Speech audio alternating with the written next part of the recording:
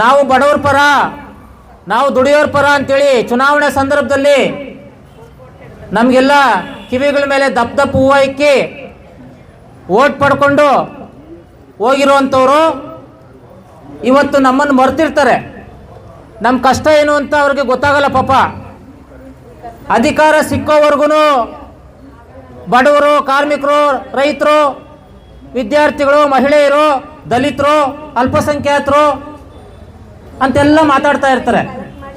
ಅಧಿಕಾರ ಸಿಕ್ಕಿದ್ದು ಮರುಕ್ಷಣ ಪಾಪ ಇದನ್ನೆಲ್ಲ ಮರ್ತೋಗ್ಬಿಟ್ಟು ಅವರು ಯಾರ ಪರವಾಗಿ ಯೋಚನೆ ಮಾಡ್ತಾರೆ ಅಂದರೆ ಹಗಲು ರಾತ್ರಿ ಈ ನಮ್ಮ ದೇಶದ ಬಂಡವಾಳದಾರರು ಅಂತವರಲ್ಲ, ಕೆಲವು ಜನ ಬೆರಳೆಣಿಕೆ ಜನ, ಅವ್ರ ಪರವಾಗಿ ಹಗಲು ರಾತ್ರಿ ಯೋಚನೆ ಮಾಡಿ ಅವ್ರಿಗೆ ಏನೇನು ಬೇಕೋ ಅದನ್ನೆಲ್ಲ ಕೊಡಿಸ್ತಾ ಇರ್ತಾರೆ. ಕಮಿಷನ್ ಪಡಿತಾ ಇರ್ತಾರೆ, ಸಾವಿರಾರು ಕೋಟಿಗಳು ಲೂಟಿ ಹೊಡಿತಾ ಇರ್ತಾರೆ. ಬರೀ ಮಾತು ಬಡವರಿಗೆ, ಕೃತಿ ಕೆಲಸ ಎಲ್ಲ ಬಂಡವಾಳದಾರರಿಗೆ ಅನ್ನೋವಂಥ ಒಂದು ನೀತಿ ಇವತ್ತು ಈ ಬಂಡವಾಳದಾರರ ಪಕ್ಷಗಳು ಆಡಳಿತ ನಡೆಸ್ತಾ ಇದ್ದಾವೆ. ಹಂಗಾಗಿ ನಮ್ಮ ಬಡವರ ಕಷ್ಟ ಏನು, ನಮ್ಮ ಸಮಸ್ಯೆಗಳೇನು, ಬೇಡಿಕೆಗಳೇನು ಅಂತ ತಿಳಿಸೋದಕ್ಕೋಸ್ಕರ ಕಾರ್ಮಿಕರ ಬೇಡಿಕೆಗಳ ದಿನಾಚರಣೆ ಅಂತ ಇಲ್ಲಿ ಮಾಡ್ತಾ ಇದ್ದೀವಿ. ಆ ಮನವಿ ಪತ್ರವನ್ನು ಇಲ್ಲಿ ನಿಮ್ಮ ಮುಂದೆ ಓದ್ಬಿಡ್ತೀನಿ. ಏನೇನು ಬೇಡಿಕೆ ನಾವು ಇಲ್ಲಿ ಇಟ್ಟಿದ್ದೀವಿ ಅಂತೇಳಿ ನಿಮ್ಗೆ ಅರ್ಥ ಆಗ್ತದೆ. ಆಮೇಲೆ ಅಧಿಕಾರಿಗಳು ಬಂದು ಮನವಿ ಪತ್ರವನ್ನು ಸ್ವೀಕರಿಸ್ತಾರೆ. Centre of Indian trade unions Doddaballapura taluk ಸಂಚಾಲನಾ ಸಮಿತಿಯಿಂದ ಮಾನ್ಯ ಶ್ರೀ ಸಿದ್ದರಾಮಯ್ಯ, ಮಾನ್ಯ ಮುಖ್ಯಮಂತ್ರಿಗಳು, ಕರ್ನಾಟಕ ಸರ್ಕಾರ, ವಿಧಾನಸೌಧ ಬೆಂಗಳೂರು ಇವರಿಗೆ ಮತ್ತು ಶ್ರೀಮತಿ ನಿರ್ಮಲಾ ಸೀತಾರಾಮನ್, ಮಾನ್ಯ ಹಣಕಾಸು ಸಚಿವರು, ಸಂಸತ್ ಭವನ ನವದೆಹಲಿ ಇವರ ಮುಖಾಂತರ ಮಾನ್ಯ ತಹಸೀಲ್ದಾರ್ ಅವರು ದೊಡ್ಡಬಳ್ಳಾಪುರ ತಾಲೂಕು ಇವರ ಮೂಲಕ ನಾವು ಮಾನ್ಯ ಮುಖ್ಯಮಂತ್ರಿಗಳಿಗೆ ಮತ್ತು ಕೇಂದ್ರ ಸರ್ಕಾರಕ್ಕೆ ಈ ಬೇಡಿಕೆಗಳ ಪಟ್ಟಿ ಅಂದರೆ ಮನವಿ ಪತ್ರವನ್ನು ಕೊಡ್ತಾ ಇದ್ದೀವಿ. ಮಾನ್ಯರೇ, ವಿಷಯ 10 ಜುಲೈ 2024ನೇ ತಾರೀಕು ರಾಷ್ಟ್ರವ್ಯಾಪಿ ಬೇಡಿಕೆಗಳ ದಿನ ಅಂಗವಾಗಿ ಕಾರ್ಮಿಕರ ಧರಣಿ ಪ್ರತಿಭಟನೆ ಮೂಲಕ ಸಲ್ಲಿಸಲಾದಂಥ ಈ ಮನವಿ centre of Indian trade unions CITU ನೇತೃತ್ವದಲ್ಲಿ ವಿವಿಧ ಕಾರ್ಮಿಕ ವಿಭಾಗದವರಾದ ನಾವು ಧರಣಿ ಪ್ರತಿಭಟನೆಗಳನ್ನು ನಡೆಸಿ ಈ ಕೆಳಕಂಡ ಬೇಡಿಕೆಗಳನ್ನು ಈಡೇರಿಸಲು ಈ ಮನವಿಯನ್ನು ತಮ್ಮ ಅವಗಾಹನೆಗಾಗಿ ಸಲ್ಲಿಸುತ್ತಿದ್ದು, ಕೇಂದ್ರ ಹಾಗೂ ರಾಜ್ಯ ಸರ್ಕಾರಗಳು ಈ ಬೇಡಿಕೆಗಳ ಕುರಿತು ಅಗತ್ಯ ಕ್ರಮ ವಹಿಸಿ ನ್ಯಾಯ ಒದಗಿಸಲು ಕೋರುತ್ತೇವೆ. ಹಕ್ಕೊತ್ತಾಯಗಳು, ನಮ್ಮ ಬೇಡಿಕೆಗಳೇನು ಅಂತಂದರೆ, ಒಂದನೇದು 4 ಕಾರ್ಮಿಕ ಸಂಹಿತೆಗಳನ್ನು ಹಿಂಪಡೆಯಬೇಕು, ಲೇಬರ್ ಕೋಡ್ಗಳನ್ನು ವಾಪಸ್ ತಗೋಬೇಕು ಅಂತೇಳಿ. ಎರಡನೇದು, ಅಗತ್ಯ ವಸ್ತುಗಳ ಬೆಲೆ ಏರಿಕೆಯನ್ನು ನಿಯಂತ್ರಿಸಬೇಕು, ಶ್ರೀಮಂತರ ಮೇಲಿನ ತೆರಿಗೆ ಹೆಚ್ಚಿಸಿ ಬಡವರಿಗೆ ಬದುಕಲು ಅವಕಾಶ ಕಲ್ಪಿಸುವ ನೀತಿಗಳನ್ನು ಜಾರಿಗೆ ತರಬೇಕು. ಮೂರನೇದು, ದೊಡ್ಡಬಳ್ಳಾಪುರದಲ್ಲಿ ತುಂಬ ವರ್ಷಗಳಿಂದ ಉದ್ಘಾಟನೆ ಆಗದೆ ನೆನಗುದಿಗೆ ಬಿದ್ದಿರುವ 100 ಹಾಸಿಗೆಗಳ ESI ಮಲ್ಟಿ ಸ್ಪೆಷಾಲಿಟಿ ಆಸ್ಪತ್ರೆಯನ್ನು ಶೀಘ್ರವಾಗಿ ಉದ್ಘಾಟಿಸಿ ಕಾರ್ಮಿಕರಿಗೆ ಆರೋಗ್ಯ ಸೌಲಭ್ಯ ನೀಡಬೇಕೆಂದು ಒತ್ತಾಯಿಸಿ.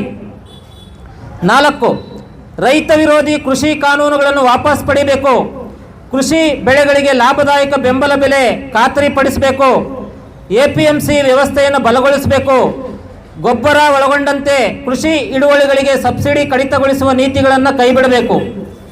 5, ದೇಶದ ಐಕ್ಯತೆಯನ್ನು ಛಿದ್ರಗೊಳಿಸುವ, ಸೌಹಾರ್ದತೆಯನ್ನು ಹಾಳು ಮಾಡುವ ಕೃತ್ಯಗಳನ್ನು ಹಾಗೂ ಶಕ್ತಿಗಳನ್ನು ನಿಗ್ರಹಿಸಬೇಕು, ಸಂವಿಧಾನದ ಧರ್ಮನಿರಪೇಕ್ಷ ಮೌಲ್ಯಗಳನ್ನು ಸಂರಕ್ಷಿಸಬೇಕು. 6, ರೈಲ್ವೆ ವಿದ್ಯುತ್ ಒಳಗೊಂಡು ಎಲ್ಲ ಸಾರ್ವಜನಿಕ ಕ್ಷೇತ್ರಗಳ ಎಲ್ಲ ಸ್ವರೂಪದ ಖಾಸಗೀಕರಣವನ್ನು ಕೈಬಿಡಬೇಕು, ಸಾರ್ವಜನಿಕ ರಂಗದ ಕೈಗಾರಿಕೆ ಹಾಗೂ ಸೇವೆಗಳನ್ನು ಬಲಪಡಿಸಬೇಕು, ರದ್ದು ಮಾಡಬೇಕು.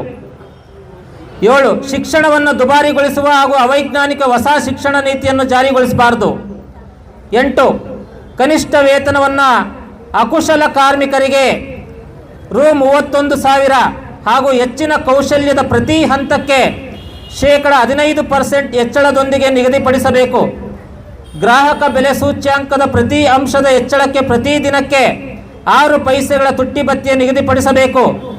ಬೆಲೆ ಸೂಚ್ಯಾಂಕವನ್ನು ಪ್ರಾಮಾಣಿಕವಾಗಿ ಪ್ರಕಟಿಸಬೇಕು. ಸರ್ವೋಚ್ಚ ನ್ಯಾಯಾಲಯದ ತೀರ್ಪಿನನ್ವಯ ವೈಜ್ಞಾನಿಕ ರೀತಿಯಲ್ಲಿ ಕನಿಷ್ಠ ವೇತನವನ್ನು ನಿಗದಿಪಡಿಸಿ ಸಮರ್ಪಕವಾಗಿ ಜಾರಿಗೊಳಿಸಬೇಕು. 9, ಕೆಲಸದ ಅವಧಿಯನ್ನು ವಾರಕ್ಕೆ ಗರಿಷ್ಠ 36 ಗಂಟೆಗಳು ಹಾಗೂ ದಿನದ ಪಾಳಿಯನ್ನು 6 ಗಂಟೆಗಳಿಗೆ ಮಿತಿಗೊಳಿಸಬೇಕು ಹಾಗೂ ಉದ್ಯೋಗ ಅವಕಾಶಗಳನ್ನು ಸೃಷ್ಟಿಸಲು ಗಮನ ನೀಡಬೇಕು. 10. ನಮ್ಮ ಸಂವಿಧಾನದ ಪರಿಚ್ಛೇದ 39D ನಲ್ಲಿ ಪ್ರತಿಪಾದಿಸಿರುವ ಸಮಾನ ಕೆಲಸಕ್ಕೆ ಸಮಾನ ವೇತನವನ್ನು ಖಾತ್ರಿಪಡಿಸಬೇಕು. ಕಡಿಮೆ ವೇತನ ನೀಡುತ್ತಾ ಗುತ್ತಿಗೆ, ಹೊರಗುತ್ತಿಗೆ ಹಾಗೂ ಹಂಗಾಮಿ ನೌಕರರ ಮೇಲೆ ನಡೆಯುತ್ತಿರುವ ಶೋಷಣೆಯನ್ನು ಕೊನೆಗಾಣಿಸಬೇಕು. 11. ದೀರ್ಘಕಾಲಿಕ ಸ್ವರೂಪದಲ್ಲಿರುವ ಎಲ್ಲ ರೀತಿಯ ಉದ್ಯೋಗಗಳಲ್ಲಿ ಗುತ್ತಿಗೆ ಕಾರ್ಮಿಕ ವ್ಯವಸ್ಥೆಯನ್ನು ರದ್ದುಪಡಿಸಬೇಕು ಮತ್ತು ದೀರ್ಘಕಾಲಿಕ ಮತ್ತು ಕಾಯಂ ಸ್ವರೂಪದಲ್ಲಿ ಕೆಲಸ ಮಾಡುವ ಗ್ರಾಮ ಪಂಚಾಯಿತಿ, ಮುನ್ಸಿಪಾಲಿಟಿ ಹಾಗೂ ಎಲ್ಲ ಕೈಗಾರಿಕೆಗಳಲ್ಲಿನ ಗುತ್ತಿಗೆ ಹಾಗೂ ತಾತ್ಕಾಲಿಕ ಕಾರ್ಮಿಕರ ಸೇವೆಯನ್ನು ಕಾಯಂಗೊಳಿಸಲು ತಮಿಳುನಾಡು ಮತ್ತು ಅಸ್ಸಾಂ ಮಾದರಿಯಲ್ಲಿ ಕಾನೂನು ಜಾರಿಗೆ ತರಬೇಕು. 12. ಕಾರ್ಮಿಕ ಸಂಘಟನೆಗಳಿಗೆ ಕಡ್ಡಾಯ ಮಾನ್ಯತೆ ನೀಡುವ ಕಾನೂನು ಜಾರಿಗೆ ಬರಬೇಕು. ಮಹಾರಾಷ್ಟ್ರ ಮಾದರಿಯಲ್ಲಿ ಅಕ್ರಮ ಕಾರ್ಮಿಕ ನಡವಳಿಕೆ ತಡೆಗಟ್ಟುವಿಕೆ ಹಾಗೂ ಕಡ್ಡಾಯ ಸಂಘ ಮಾನ್ಯತೆ ಕಾಯ್ದೆಯನ್ನು ತರಬೇಕು. ಕಾರ್ಮಿಕ ವಿರೋಧಿಯಾದ 4 ಕಾರ್ಮಿಕ ಸಮಿತಿಗಳನ್ನು ಕೂಡಲೇ ಹಿಂದಕ್ಕೆ ಪಡೆಯಬೇಕು. ಕೆಲಸದ ಅವಧಿ ಹೆಚ್ಚಿಸುವ, ಮಹಿಳೆಯರನ್ನು ರಾತ್ರಿ ಪಾಳಿಯಲ್ಲಿ ದುಡಿಸಿಕೊಳ್ಳಲು ಅವಕಾಶ ನೀಡುವುದು ಸೇರಿದಂತೆ ಎಲ್ಲ ಕಾರ್ಮಿಕ ವಿರೋಧಿ ತಿದ್ದುಪಡಿಗಳನ್ನು ವಾಪಸ್ ಪಡೆಯಬೇಕು. ಕೆಲಸದ ಸ್ಥಳದಲ್ಲಿನ ಲೈಂಗಿಕ ಕಿರುಕುಳ ತಡೆಗಟ್ಟಲು ಅನುಷ್ಠಾನ ಸಮಿತಿ ಸ್ಥಾಪಿಸಬೇಕು. ಶಿಶುಪಾಲನಾ ಕೇಂದ್ರಗಳನ್ನು ಆರಂಭಿಸಬೇಕು. 13. ESI, EPF, ಗ್ರ್ಯಾಚ್ಯುಟಿ, ಬೋನಸ್ ಕಾಯ್ದೆಯಲ್ಲಿ ವಿಧಿಸಲಾದ ಎಲ್ಲ ವೇತನ ಮಿತಿಗಳನ್ನು ತೆರವುಗೊಳಿಸಬೇಕು. ಈ ಸವಲತ್ತುಗಳನ್ನು ಎಲ್ಲ ಕಾರ್ಮಿಕರಿಗೂ ವಿಸ್ತರಿಸಬೇಕು. ಪ್ರತಿ ಕೈಗಾರಿಕಾ ವಲಯ ಮಟ್ಟದಲ್ಲಿ, ತಾಲ್ಲೂಕು ಮಟ್ಟದಲ್ಲಿ ESI ಮಲ್ಟಿ ಸೂಪರ್ ಸ್ಪೆಷಾಲಿಟಿ ಆಸ್ಪತ್ರೆಯನ್ನು ಸ್ಥಾಪಿಸುವ ಮೂಲಕ ಉಚಿತ ವೈದ್ಯಕೀಯ ಸೌಲಭ್ಯವನ್ನು ಖಾತ್ರಿಪಡಿಸಬೇಕು. EPF ನಿವೃತ್ತಿ ವೇತನವನ್ನು ಕಡೆಯದಾಗಿ ಪಡೆದ ಪೂರ್ಣ ವೇತನಕ್ಕೆ ಸಮನಾಗಿ ಹಾಗೂ ತುಟ್ಟಿ ಭತ್ಯೆಯೊಂದಿಗೆ ನಿಗದಿಪಡಿಸಬೇಕು. ಗ್ರ್ಯಾಚ್ಯುಟಿಯನ್ನು ಪ್ರತಿ ವರ್ಷದ ಸೇವೆಗೆ 30 ದಿನಗಳ ವೇತನ, ಕಾರ್ಖಾನೆಯನ್ನು ಮುಚ್ಚುವಾಗ ಅಥವಾ ರಿಟ್ರೆಂಚ್ಮೆಂಟ್ ಮಾಡುವಾಗ ನೀಡಬೇಕಾದ ಪರಿಹಾರ ಮೊತ್ತವನ್ನು ಪ್ರತಿ ವರ್ಷದ ಸೇವೆಗೆ 15 ದಿನಗಳಿಂದ 90 ದಿನಗಳಿಗೆ ಹೆಚ್ಚಿಸಬೇಕು. ಬಾಕಿಗಳನ್ನು ನೀಡದಿರುವ ಉದ್ಯೋಗದಾತರ ಮೇಲಿನ ದಂಡ ಶುಲ್ಕವನ್ನು ಕಡಿಮೆ ಮಾಡುವ ಅಧಿಸೂಚನೆಗಳನ್ನು ರದ್ದುಗೊಳಿಸಬೇಕು. NPS ರದ್ದುಗೊಳಿಸಿ OPS ಮರುಸ್ಥಾಪಿಸಿ. EPS ಪಿಂಚಣಿದಾರರಿಗೆ ಕನಿಷ್ಠ ರು. 9,000 ಪಿಂಚಣಿಯನ್ನು ಖಚಿತಪಡಿಸಿ. 15. ಪ್ರತಿ ಜಿಲ್ಲಾ ಮಟ್ಟದಲ್ಲಿ ಕಾರ್ಮಿಕ ನ್ಯಾಯಾಲಯಗಳನ್ನು ಸ್ಥಾಪಿಸಬೇಕು. ಕೈಗಾರಿಕಾ ವಿವಾದಗಳನ್ನು ನಿರ್ದಿಷ್ಟವಾಗಿ ಕಾಲಮಿತಿಯೊಳಗೆ ಇತ್ಯರ್ಥಗೊಳ್ಳಲು ಸೂಕ್ತ ಕಾನೂನು ತಿದ್ದುಪಡಿಗಾಗಿ ಕ್ರಮ ಕೈಗೊಳ್ಳಬೇಕು. ಸಾರ್ವಜನಿಕ ಆಸ್ತಿ ಹಾಗೂ ಹಣವನ್ನು ಲೂಟಿ ಮಾಡಲು ಖಾಸಗಿ ಕಾರ್ಪೊರೇಟ್ ಕಂಪನಿಗಳಿಗೆ ಅವಕಾಶ ನೀಡುವ NCLT ಮತ್ತು I&B ಕೋಡ್ಗಳಲ್ಲಿನ ಜನವಿರೋಧಿ ಕಾರ್ಪೊರೇಟ್ ಪರವಾದ ತಿದ್ದುಪಡಿಯನ್ನು ರದ್ದುಗೊಳಿಸಬೇಕು. 16. ದೇಶದ ಎಲ್ಲ ಅಸಂಘಟಿತ ಕಾರ್ಮಿಕರ ಕಲ್ಯಾಣಕ್ಕಾಗಿ ರಚಿಸಲಾಗಿರುವ ಸಾಮಾಜಿಕ ಭದ್ರತಾ ಮಂಡಳಿಯನ್ನು ಬಲಪಡಿಸಿ ಕೇಂದ್ರ ಸರ್ಕಾರ ವಾರ್ಷಿಕ ನಿವ್ವಳ ಆದಾಯದ 3% ಅನುದಾನ ಅಂದರೆ 3 ಲಕ್ಷ ಕೋಟಿ ಹಣವನ್ನು ಅಸಂಘಟಿತ ಕಾರ್ಮಿಕರ ಕಾರ್ಯಕ್ರಮಗಳಿಗೆ ಘೋಷಿಸಬೇಕು. ಈ ಶ್ರಮ್ ಯೋಜನೆಯಲ್ಲಿ ಗುರುತಿನ ಚೀಟಿ ಪಡೆದಿರುವ ಎಲ್ಲ ಅಸಂಘಟಿತ ಕಾರ್ಮಿಕರು ಹಾಗೂ ಅವರ ಕುಟುಂಬಗಳ ಸದಸ್ಯರಿಗೆ ಉಚಿತ ಶಿಕ್ಷಣ, ಆರೋಗ್ಯ, ಪಡಿತರ ಹಾಗೂ ವಸತಿ ಯೋಜನೆಯನ್ನು ಜಾರಿಗೊಳಿಸಬೇಕು. ನಾವು ಈ ರೀತಿ ಬೇಡಿಕೆಗಳು ಹೇಳುವಾಗ ನಮ್ಮ ಸಂಘದ ಹೆಸರು ಬರಲಿಲ್ಲ ಅನ್ಕೋಬೇಡ್ರಿ. ನೋಡ್ರಿ, ಅಸಂಘಟಿತ ಕಾರ್ಮಿಕರು ಅಂದರೆ ಬೀದಿ ಬದಿ ವ್ಯಾಪಾರಸ್ಥರು, ಆಟೋ ಚಾಲಕರು ಎಲ್ಲರೂ ಬರ್ತಾರೆ. ಕೇಂದ್ರ ಹಾಗೂ ರಾಜ್ಯ ಸರ್ಕಾರಗಳು ಜಾರಿ ಮಾಡುತ್ತಿರುವ ವಿವಿಧ ವಸತಿ ಯೋಜನೆಗಳನ್ನು ಬಳಸಿಕೊಂಡು ರಾಜ್ಯದಲ್ಲಿರುವ ಎಲ್ಲ ಅಸಂಘಟಿತ ಕಾರ್ಮಿಕರಿಗೂ ಒಂದು ನಿರ್ದಿಷ್ಟ ಕಾಲಮಿತಿಯೊಳಗೆ ವಸತಿ ಯೋಜನೆಯನ್ನು ಜಾರಿಗೊಳಿಸಬೇಕು. 18. ಕೇಂದ್ರ ಸರ್ಕಾರವು ಕಟ್ಟಡ ಮತ್ತು ಇತರೆ ನಿರ್ಮಾಣ ಕಾರ್ಮಿಕ ಕಲ್ಯಾಣ ಕಾನೂನು 1996 ಹಾಗೂ ಕಟ್ಟಡ ಮತ್ತು ಇತರೆ ನಿರ್ಮಾಣ ಕಾರ್ಮಿಕ ಸೆಸ್ ಕಾನೂನು 1996ಗಳನ್ನು ಉಳಿಸಬೇಕು. ಕಲ್ಯಾಣ ಮಂಡಳಿಗಳಲ್ಲಿ ಇರುವ ನಿಧಿಯನ್ನು ಕಟ್ಟಡ ಕಾರ್ಮಿಕ ಸೌಲಭ್ಯಗಳಿಗೆ ಮಾತ್ರ ಬಳಸಬೇಕು. ಮಂಡಳಿ ಬಾಕಿ ಇರುವ ಸೆಸ್ ಕಡ್ಡಾಯವಾಗಿ ಸಂಗ್ರಹಿಸಬೇಕು ಮತ್ತು ಇತರೆ ಉದ್ದೇಶಗಳಿಗೆ ನಿಧಿ ಬಳಕೆ ಮಾಡಬಾರದು. ಕರ್ನಾಟಕ ಕಟ್ಟಡ ಕಾರ್ಮಿಕ ಕಲ್ಯಾಣ ಮಂಡಳಿಯಿಂದ ಫಲಾನುಭವಿಗಳ ಮಕ್ಕಳಿಗೆ ನೀಡುತ್ತಿರುವ ಶೈಕ್ಷಣಿಕ ಧನಸಹಾಯ ಕಡಿತ ಆದೇಶ ಹಿಂಪಡೆದು ಹಿಂದಿನಂತೆ ಧನಸಹಾಯ ಮುಂದುವರಿಸಬೇಕು. ಬಾಕಿ ಇರುವ 100 ಪಿಂಚಣಿ, ಮದುವೆ, ಶೈಕ್ಷಣಿಕ, ವೈದ್ಯಕೀಯ ಮೊದಲಾದ ಅರ್ಜಿಗಳನ್ನು ಇತ್ಯರ್ಥಪಡಿಸಬೇಕು ಹಾಗೂ ಎಲ್ಲ ಸೌಲಭ್ಯಗಳಿಗೂ ವಯಸ್ಸಿನ ಮಿತಿಯನ್ನು ರದ್ದುಗೊಳಿಸಬೇಕು ಹಾಗೂ ಮನೆ ನಿರ್ಮಾಣಕ್ಕಾಗಿ ಸಹಾಯಧನ ನೀಡಬೇಕು. ವಿಮಾ ಏಜೆಂಟರನ್ನು ಅಸಂಘಟಿತ ಕಾರ್ಮಿಕರೆಂದು ಪರಿಗಣಿಸಿ ಕಲ್ಯಾಣ ನಿಧಿ, ಪಿಂಚಣಿ ಯೋಜನೆಗಳನ್ನು ಜಾರಿ ಮಾಡಬೇಕು. ಬಿಡಿ ಕಾರ್ಮಿಕರಿಗೆ ಪರ್ಯಾಯ ಉದ್ಯೋಗ ಪರಿಹಾರ ಯೋಜನೆ ರೂಪಿಸಬೇಕು. ವಿದ್ಯಾರ್ಥಿ ವೇತನ ಹಾಗೂ ಇತರೆ ಕಲ್ಯಾಣ ಯೋಜನೆಗಳ ಸಮರ್ಪಕ ಜಾರಿಗೆ ಅನುವಾಗುವಂತೆ ಕೇಂದ್ರ ಸರ್ಕಾರವು GSTಯಿಂದ ಕಲ್ಯಾಣ ನಿಧಿಗೆ ಪಾಲು ನೀಡಬೇಕು. ಗ್ರಾಮೀಣ ಉದ್ಯೋಗ ಖಾತ್ರಿ ಯೋಜನೆಯನ್ನು ವಾರ್ಷಿಕ 200 ದಿನಗಳು ಹಾಗೂ ದಿನಕ್ಕೆ 700 ವೇತನದೊಂದಿಗೆ ವಿಸ್ತಾರಗೊಳಿಸಬೇಕು. ನಗರ ಪ್ರದೇಶಕ್ಕೂ ಉದ್ಯೋಗ ಖಾತ್ರಿ ಯೋಜನೆಯನ್ನು ವಿಸ್ತರಿಸಬೇಕು. ಆರೋಗ್ಯ ಹಾಗೂ ಪೌಷ್ಟಿಕ ಆಹಾರ ಪೂರೈಸುವ ICDS, MDM, NHM, ICPS, SSA ಮುಂತಾದ ಯೋಜನೆಗಳನ್ನು ಮುಂದುವರಿಸಬೇಕು. ಕಳೆದ ಬಜೆಟ್ಗಳಲ್ಲಿ ಕಡಿತಗೊಳಿಸಿರುವ ಅನುದಾನಗಳನ್ನು ಮರುಪಾವತಿ ಮಾಡುವುದು ಹಾಗೂ ಯೋಗ್ಯ ಅನುದಾನವನ್ನು ಕೊಡುವ ಮೂಲಕ ಈ ಯೋಜನೆಗಳನ್ನು ಸ್ಥಿರಗೊಳಿಸಬೇಕು. ಕೇಂದ್ರ ಹಾಗೂ ರಾಜ್ಯ ಸರ್ಕಾರದ ಅನುದಾನವನ್ನು ಕ್ರಮಬದ್ಧವಾಗಿ 90:10 ಎಂಬ ಅನುಪಾತದೊಂದಿಗೆ ನೀಡಬೇಕು. ಆಹಾರ, ಆರೋಗ್ಯ, ಶಿಕ್ಷಣ ಮತ್ತು ಪೌಷ್ಟಿಕ ಆಹಾರಕ್ಕಾಗಿರುವ ಯೋಜನೆಗಳಾದ ICDS, MDM, NHM, ICPS, SSA, MNREG ಮುಂತಾದ ಯೋಜನೆಗಳನ್ನು ಕಾಯಂ ಮಾಡುವ ಮುಖಾಂತರ ಈ ಹಕ್ಕುಗಳನ್ನು ಸಾರ್ವತ್ರಿಕಗೊಳಿಸಬೇಕು. ಭಾರತೀಯ ಕಾರ್ಮಿಕ ಸಮ್ಮೇಳನ ILCಯ ಶಿಫಾರಸ್ಸಿನಂತೆ ಈ ಯೋಜನೆಗಳಲ್ಲಿ ದುಡಿಯುತ್ತಿರುವ ಸಿಬ್ಬಂದಿಗಳು ಸೇರಿದಂತೆ 1 ಕೋಟಿ ನೌಕರರಿಗೆ ಕನಿಷ್ಠ ವೇತನ, ನಿವೃತ್ತಿ ಸೌಲಭ್ಯಗಳನ್ನು ಕೊಟ್ಟು ನೌಕರರು ಎಂದು ಪರಿಗಣಿಸಬೇಕು.